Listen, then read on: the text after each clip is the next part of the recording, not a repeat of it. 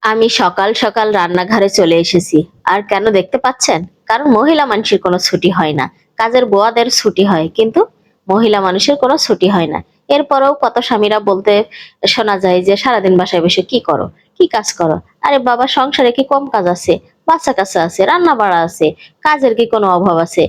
যাই হোক, আমি আমার বাচ্চার জন্যই নাস্তা বানিয়ে নিয়ে আসছি। এর আগে আমি দেখেছেন রান্নাঘরটা সুন্দর করে ক্লিন করে আসছি। থালা-বাসন ছিল কিছু মেজে, একবারে চুলো-টুলো পরিষ্কার করে সব ক্লিন করে এসেছি। এখন বাচ্চার জন্য নাস্তা নিয়ে এসেছি, ওকেও নাস্তা করাবো।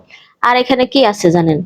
এখানে আছে হচ্ছে চিড়া, চিয়া সিড, তারপরে পাকা কলা, দুধ, তারপর মধু, তারপর একটু নুন, সবকিছু মেলায় ওর জন্যে ঝটপট একটা নাস্তা বানিয়ে নিয়ে এসেছি।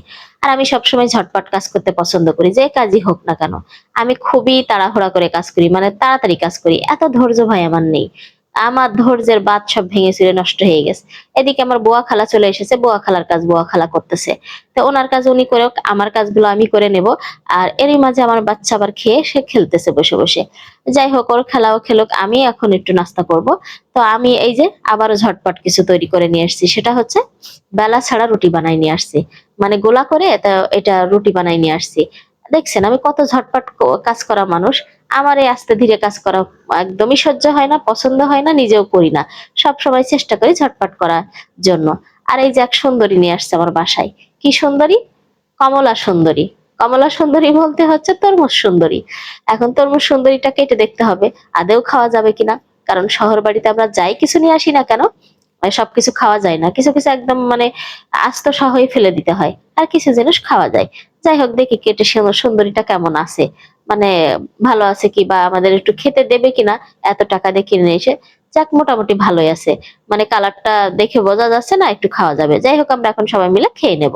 তো তরমুজ কেটে নিয়েছি। এখন সবাই মিলে খেয়ে নিয়ে আবার রান্না করার টাইম হয়ে যাচ্ছে। চলে এসেছি রান্না করতে। আজকে কি, কি রান্না করব সেটা দেখাই দিই। এখানে হচ্ছে ঢেঁড়স, তারপরে হচ্ছে উস্তা, আর এই চিংড়ি মাছ দিয়ে আমি ঢেঁড়স রান্না করব। তারপরে উস্তা দিয়ে হচ্ছে তেলাপিয়া মাছ রান্না করব। আর এখানে হচ্ছে মিষ্টি কুমড়ার শাক রান্না করব।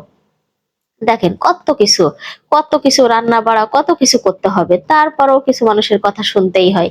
যাই হোক, এই যে ভেন্ডি দিয়ে আমি হচ্ছে চিংড়ি মাছ রান্না করব। অলরেডি আমার চুলায় দিয়ে দিয়েছি। আর একটু জাল করলে আমার হয়ে যাবে। এইদিকে কুমড়োর শাক সেদ্ধ দিয়েছি, এটা ভাজি করব। তো এটা হতে থাক। তারপরে আমার এখনো হচ্ছে করলা রান্না করতে বাকি আছে, ভাত রান্না করতে বাকি আছে। মেয়ে মানুষের কাজের কোনো শেষ আছে নাকি ভাই? একটার পর একটা টুকটাক কাজ থেকেই থাকে। এই তো ভাত চুলোয় দিয়ে দিয়েছি। আর এপাশে মাছ দিয়ে করলা রান্না করতেছি। একটা কথা কখনো ভেবেছেন যে আসলে আমরা যাই করি তাই করি না কেন, একদিন আমাদের বাসায় ছুটি নেই? পুরুষরা কাজে গেলে তাদের ছুটি আছে, বুয়াদের ছুটি আছে, আমাদের কেবল ছুটি নেই। এই তো খেতে চলে এসেছি। এই যে দেখেন সব তরকারি সুন্দর করে রান্না করে নিয়ে চলেছি। এখন আর কথা না বাড়িয়ে